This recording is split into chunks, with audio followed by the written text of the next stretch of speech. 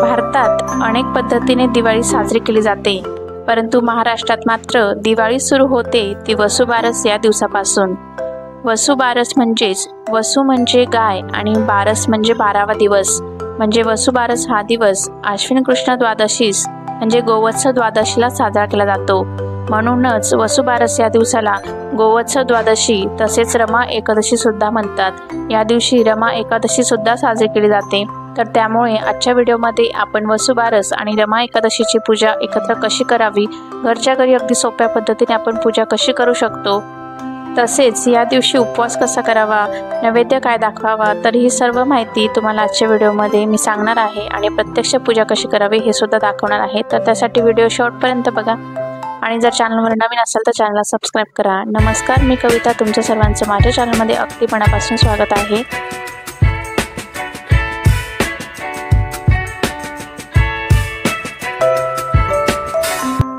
सर्वप्रथम ज्या जागेवर आपल्याला पूजा करायची आहे तर ती जागा स्वच्छ करून त्या जागेवर पाट किंवा चौरंग ठेवावे आणि त्यावर लाल वस्त्र अंथरायचं आहे। पाट किंवा चौरंगाभोवती छान अशी छोटीशी रांगोळी काढायची आहे आणि लाल वस्त्रावर मी आता थोड्या अक्षता ठेवून घेतलेल्या आहे, अक्षतांचं आसन दिलेलं आहे आणि माझ्याकडे अशी गाय वस्त्राची मूर्ती आहे, तर ती मूर्तीची आज मी पूजा करणार आहे। तर ती मूर्ती अक्षतांच्या आसन देऊन ती मूर्ती ठेवलेली आहे। जर तुम्हाला गाय वस्त्राची मूर्ती घ्यायची असेल तर तुम्ही वसुबारसच्या दिवशी किंवा त्याआधीही खरेदी करू शकतात।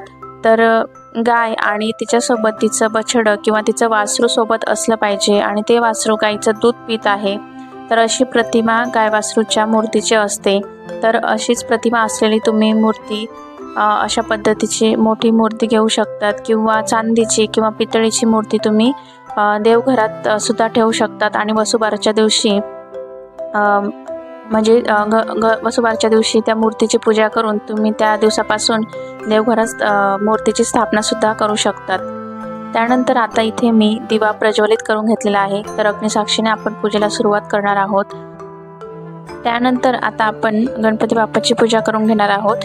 तर त्यासाठी एका तामणात मी बाप्पाची मूर्ती ठेवलेली आहे आणि बाप्पाला पाण्याने अभिषेक करायचा आहे। ओम गम गणपतये नमः, ओम गम गणपतये नमः, ओम गम गणपतये नमः असे म्हणून बाप्पाचा पाण्याने अभिषेक करायचा आहे। ही पूजा तुम्ही देवघरात सुद्धा करू शकतात। जर तुम्हाला पूजा सेपरेट मांडायची असेल तर तुम्ही देवघराच्या बाजूला किंवा तुम्हाला योग्य वाटेल अशा ठिकाणी पाटावर किंवा चौरंगावर ही सेपरेट पूजा सुद्धा मांडू शकतात।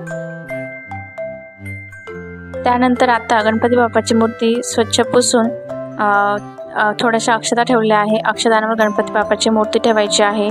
त्यानंतर आता आपल्याला बाळकृष्णाच्या मूर्तीचीही पूजा करायची आहे। तर त्यासाठी बाळकृष्णाची मूर्ती एका तामणात ठेवायची आहे आणि बाळकृष्णाच्या मूर्तीवरही आपल्याला पाण्याने अभिषेक करून घ्यायचा आहे आणि अभिषेक करत असताना ओम नमो भगवते वासुदेवाय नमः, ओम नमो भगवते वासुदेवाय नमः, ओम नमो भगवते वासुदेवाय नमः असा मंत्र म्हणत बाळकृष्णाच्या मूर्तीचा अभिषेक करून घ्यायचा आहे पाण्याने आणि मूर्ती स्वच्छ पाण्याने धुवून त्यानंतर पुसून आपल्याला थोड्याशा अक्षता ठेवून बाळकृष्णाच्या मूर्तीचीही स्थापना करून घ्यायची आहे। वसुबारस हा दिवस गाई गुरांबद्दल कृतज्ञता व्यक्त करण्याचा दिवस असतो। हिंदू धर्मात गाईला महत्त्वाचे स्थान आहे। तिचा सन्मान म्हणून या दिवशी गाईची पळसासह म्हणजे तिच्या वासरासह संध्याकाळी पूजा केली जाते। घरात लक्ष्मीचे आगमन व्हावे या हेतूनेही या दिवशी सवत्स धेनूची पूजा करण्याची पद्धत आहे। वसु म्हणजे द्रव्य किंवा धन, त्यासाठी असलेली बारस म्हणजेच द्वादशी म्हणून या दिवसाला गोवत्स द्वादशी असेही म्हणतात। तर वसुबारस, धनतेरस, नरक चतुर्दशी, बलिप्रतिपदा, लक्ष्मीपूजन, पाडवा आणि भाऊबीज या सणांनी दिवाळी साजरी केली जाते। परंतु वसुबारस या दिवसापासून खरी दिवाळीची सुरुवात होते। या दिवसापासून घराच्या बाहेर आकाशकंदील, त्याचबरोबर घर सजवले जाते, घराच्या बाहेर रांगोळी काढली जाते, घर अंगणात दिवे लावून अंधकार दूर करणारा आणि अज्ञात मृत्यूचे भय निवारण करणारा, इच्छा आकांक्षा बाळगणारा असा हा आल्हाददायक सण आहे। त्यामुळे या दिवसापासून घराबाहेर आकाशकंदील लावावा, त्यानंतर रांगोळी काढावी, दिवे पणत्यांनी आपले घर अंगण सजवावे। तर इथे तुम्ही बघू शकता, सर्वप्रथम आपल्याला गणपती पूजन करून घ्यायचं आहे। तर इथे गणपती बाप्पाला मी गंध लावलेला आहे, त्यानंतर माळा अर्पण करायच्या आहेत, अक्षता अर्पण करायच्या आहेत. नंतर मुकुट घालून गणपती बाप्पाला म्हणजे शृंगार घालून गणपती बाप्पाला सजवलं आहे. नंतर फुलं अर्पण करायचे आहेत आणि खडी साखरेचा किंवा गुळ खोबऱ्याचा नैवेद्य तुम्ही दाखवू शकता. तिथे नैवेद्यम समर्पयामी. तर आधी सर्वप्रथम आपण गणपती पूजन करून घेतलं आहे. धूप दीप दाखवायचा आहे आणि त्यानंतर आता आपल्याला बाळकृष्णाची पूजा करायची आहे. तर इथे मी बाळकृष्णाला छान असं वस्त्र घालून घेतलेलं आहे. नंतर बाळकृष्णाला गंध चंदनाचा टिळा लावायचा आहे. अक्षता व्हायच्या आहेत, माळा अर्पण करायच्या आहेत, मुकुट सर्व शृंगार करून बाळकृष्णांना सजवायचं आहे आणि बाळकृष्णांनाही अक्षता फुलं अर्पण करून नैवेद्य दाखवायचं आहे.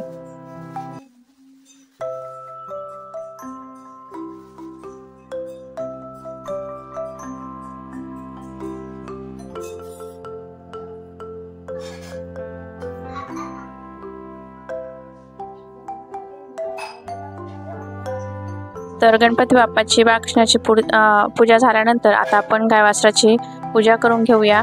तर इथे मी फुलाने, आता मूर्ती असल्यामुळे आपल्याला अभिषेक वगैरे तर करता येत नाही, त्यामुळे फुलाने पाण्याने म्हणजे पायावर मूर्तीवर पाण्याने शिंपडून घेतलेलं आहे आणि नंतर मूर्तीला आपण गाईची आणि वासराची गंध अक्षत फुलं वाहून पूजा करून घ्यायची आहे.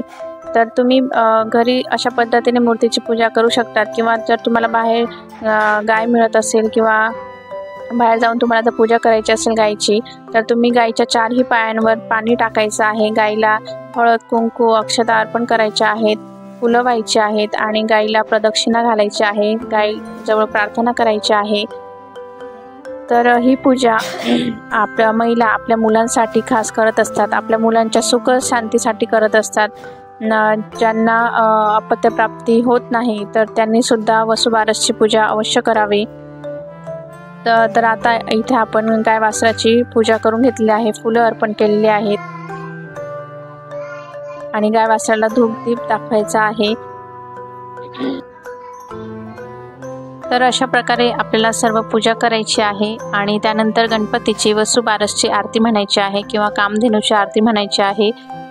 माहीत असेल तर नक्की म्हणा किंवा तुम्हाला खाली डिस्क्रिप्शन बॉक्समध्ये आरती देते, तिथून बघून तुम्ही म्हणू शकतात. वसुबारसची ही पूजा तुम्ही सायंकाळी करावी, जर नसेल जमत तर दिवसभरात कधीही करू शकतात. तर वसुबारस या दिवशी गायची पळसासह सायंकाळी पूजा करतात. सौभाग्यवती स्त्रिया एकभुक्त राहून सायंकाळी संवत्स म्हणजे वासरासह असलेल्या गायीचे पूजन करतात. ज्यांच्याकडे घरी गुरे वासरे आहेत त्यांच्याकडे ह्या दिवशी पूर्णावरणाचा स्वयंपाक केला जातो. घरातील सवाष्ण बायका गायीच्या पायावर पाणी घालतात. नंतर हळद कुंकू फुले अक्षता वाहून फुलांची माळ गायीच्या गळ्यात घालतात. निरांजनाने ओवाळून केळीच्या पानावर पुरणपोळी वगैरे पदार्थ वाढून गायीला खाऊ घालतात. ह्या दिवसापासून अंगणात रांगोळी काढण्यास सुरुवात केली जाते. पुष्कळ स्त्रियांचा या दिवशी उपवास सुद्धा असतो. तर या दिवशी ज्यांचा वसुबारसचा उपवास असेल तर त्यांनी दिवसभर उपवास करायचा आहे आणि सायंकाळी बाजरीची भाकरी आणि गवारीच्या शेंगांची भाजी हा स्वयंपाक बनवून देवाला नैवेद्य दाखवायचा आहे आणि सायंकाळी हे पदार्थ खाऊन उपवास सोडायचा आहे. आणि ज्यांची एकादशी असेल किंवा वसुबारस दोघेही उपवास असतील तर त्यांनी दिवस रात्र उपवास करून दुसऱ्या दिवशी म्हणजे एकादशीचा उपवास दुसऱ्या दिवशी सोडला जातो, त्यामुळे दुसऱ्या दिवशी उपवास सोडायचा आहे सात्विक भोजन करून. समुद्र मंथनाच्या वेळेस 5 कामधेनू उत्पन्न झाल्या होत्या. त्यापैकी नंदा नामक धेनूस उद्देशून हे व्रत केले जाते. या दिवशी अनेक जन्मांच्या कामना पूर्ण व्हाव्यात याकरिता वासरासहित गायीची पूजा केली जाते. या दिवसापासून घरासमोर रांगोळी काढण्यास सुरुवात करतात. काही स्त्रियांचा या दिवशी उपवास असतो. घरातील गाय वासरू यांना आंघोळ घातली जाते, अंगाला हळद लावली जाते, त्यांच्या अंगावर नवीन वस्त्रे घातली जातात. या दिवशी गहू मूग खाल्ले जात नाही, तसेच दुधाचे पदार्थ तळलेले पदार्थ खाल्ले जात नाही. स्त्रिया बाजरीची भाकरी व गवारीच्या शेंगांची भाजी खाऊन उपवास सोडतात. भरपूर कृषी उत्पादन व्हावे, आपल्या मुलाबाळांना चांगले आरोग्य मिळावे, सुख लाभावे म्हणून ही पूजा केली जाते. म्हणून प्रत्येक आईने आपल्या मुलांसाठी वसुबारसची पूजा अवश्य करावी. या दिवशी संध्याकाळी घरातील तुळशीपुढे आणि दारात परिसरात दिवाळी सणाच्या प्रारंभानिमित्त पणत्या लावून रोषणाई करून हा दिवाळीचा सणाची सुरुवात करायची आहे आणि वसुबारसची पूजा करून आपल्या घरासाठी किंवा आपल्या सुख समृद्धीसाठी प्रार्थना करायची आहे। तसेच या दिवशी गाईला खास उडीदच्या वड्यांचा नैवेद्य दाखवला जातो। म्हणजे तुम्ही उडीदची डाळ, बाजरी तसेच तुमच्या घरात काही पूर्णावण्याचा स्वयंपाक केला असेल तर तो तुम्ही दाखवू शकतात। त्याचप्रमाणे बाजरीची भाकरी, गवारीच्या शेंगा आणि इथे मी गूळ सुद्धा ठेवलेला आहे। तर असा नैवेद्य गाईला तुम्ही खाऊ घालू शकतात किंवा तुम्ही पूजा केली असेल तिथे समोर ठेवायचा आहे।